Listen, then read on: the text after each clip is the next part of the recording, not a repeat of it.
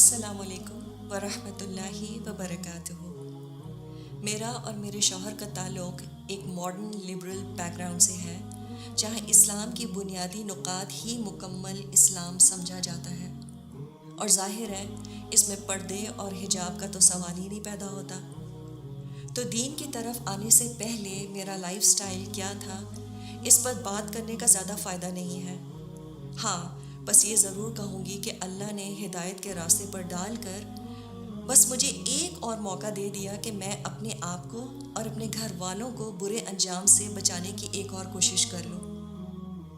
اس سفر کا آغاز اس بے چینی سے ہوا کہ اللہ نے ہر طرح کی نعمت سے مجھے نوازا ہوا ہے، شوہر، بچے، پیسہ، عزت۔ But what am I doing for Allah? There has to be more to life than having fun with friends and going on vacation. اس بے چینی میں خود سے قرآن پڑھنا چاہا، لیکن اس سے بے چینی کچھ اور ہی بڑھ گئی، کیونکہ بہت سی باتیں بظاہر عقل ہی نہیں مان رہی تھی۔ نساءکم حرث لکم فأتوا حرثکم انا شئتم، تمہاری بیویاں تمہاری کھیتیاں ہیں، بس تم اپنی کھیتیوں کو جہاں سے چاہو آؤ۔ Now what does that mean؟ سمجھ ہی نہیں آتا تھا۔ ان شارٹ، اللہ کی توفیق سے ایک قرآن کلاس جوائن کر لی۔ اس وقت میں اپنے سب چاہنے والوں کو ساتھ ساتھ ایک ڈسکلیمر بھی دے رہی تھی کہ میں بالکل اپنا حال حلیہ نہیں بدلوں گی، بس قرآن سمجھنا چاہتی ہوں۔ مجھے لگا کہ شاید اللہ نے میری دعا سن لی تھی، اور میری دعا یہی تھی، یا اللہ، I want to know what you have spoken to me about in your book۔ اور اللہ نے مجھے قرآن سے ان 2 سالوں میں ایسے گزارا کہ میری تو زندگی ہی بدل کر رہ گئی۔ I still remember، ہم سورہ بقرہ کی ایک آیت سے گزر رہے تھے، جہاں ابراہیم علیہ السلام نے اللہ سے اپنے آنے والی نسلوں کے لیے ایک دعا کی تھی، ربنا وجعلنا مسلمین لک ومن ذریاتنا امۃ مسلمۃ لک۔ اے ہمارے رب، ہمیں اپنا فرمانبردار بنا دے اور ہماری اولاد میں سے بھی اپنا فرمانبردار بنا۔ I think that was the turning point for me۔ بہت روئی کہ میرے بچوں کا کیا بنے گا، اور خیال آیا کہ اگر بچوں کو آگ سے بچانا ہے then I will have to move faster۔ وہ قرآن جس سے میں پڑھا کرتی تھی، اس پر ابھی بھی میرے آنسوں کے بلاچز موجود ہیں، and nothing is more precious to me than those tears، honestly۔ پھر ایمان کے ساتھ حیا نہ بڑھے، now how is that possible؟ تو اسٹیپ بائی اسٹیپ حال حلیے میں بھی تبدیلی آنے لگی، اور ہوتے ہوتے سر کور کرنا شروع کر دیا، اور یہ میرے لیے سب سے مشکل قدم تھا۔ آئینے کے سامنے سے گزرتی تھی تو یقین نہیں آتا تھا کہ یہ میں ہوں۔ ابھی شاید شروع کے ہی چند پاروں پر تھی کہ میری بے چینی اور بڑھ گئی، and I wanted to go all out۔ I wanted to further cover myself and I decided to wear an abaya۔ اس کے لیے گھر والے بھی کچھ تیار نہ تھے، اور مجھے بھی سمجھ نہیں آ رہی تھی کہ اگر میں نے ابایا پہن لیا تو میں کیسے کوپ اپ کروں گی، کیونکہ میرے ارد گرد کہیں بھی ایسا ماحول نہ تھا جہاں پردے دار عورتوں کا انتظام ہوتا۔ اب یہاں پر پرانے دوست بھی کچھ چھوٹنے لگے، کیونکہ ان سے سمجھ نہیں آتا تھا کہ میں بات کیا کروں۔ مجھ سے کسی نے پوچھا کہ تم خوش ہو؟ And I still remember my reply۔ I said, how can I not be happy؟ I am for the first time in my life in love with Allah subhanahu wa ta'ala۔ اور جس سے محبت ہوتی ہے اس کی خوشی سے بڑی خوشی کیا ہو سکتی ہے؟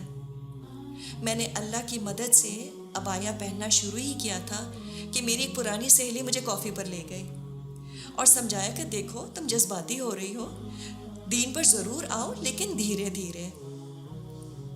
میں نے اس سے کہا، what if I die before that؟ I don't have time۔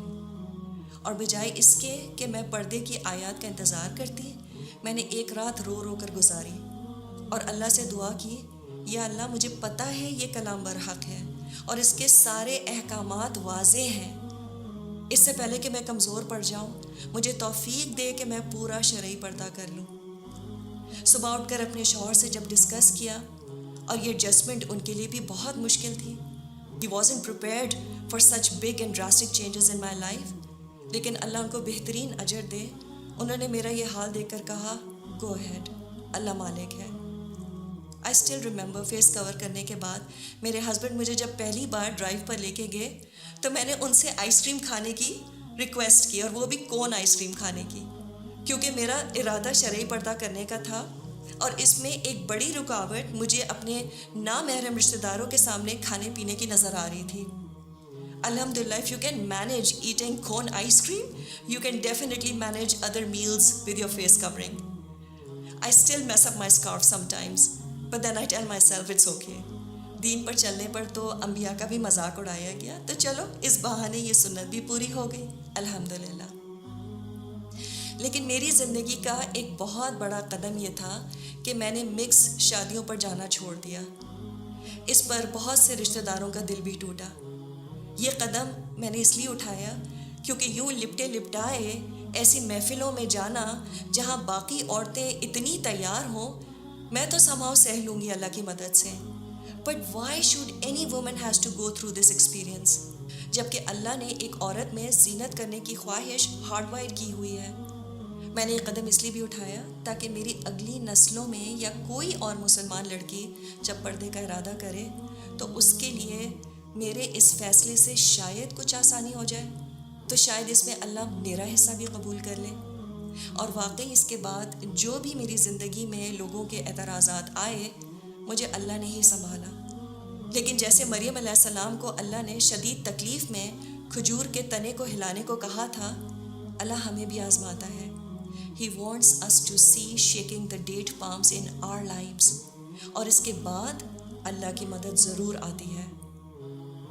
میں یہ تو نہیں کہوں گی کہ اس کے بعد میری زندگی بالکل آسان ہو گئی، پردہ کرنا آسان ہو گیا، لیکن یہ ضرور ہے کہ اس پردے نے مجھے ایک عجیب سی انر سیکیورٹی، ایک اسٹرینتھ دی، اور رات میں میں جب سونے لیٹتی تھی تو سکون سے سوتی تھی، because I felt that all that struggle will be absolutely worth meeting Allah and seeing His face in the hereafter, inshallah.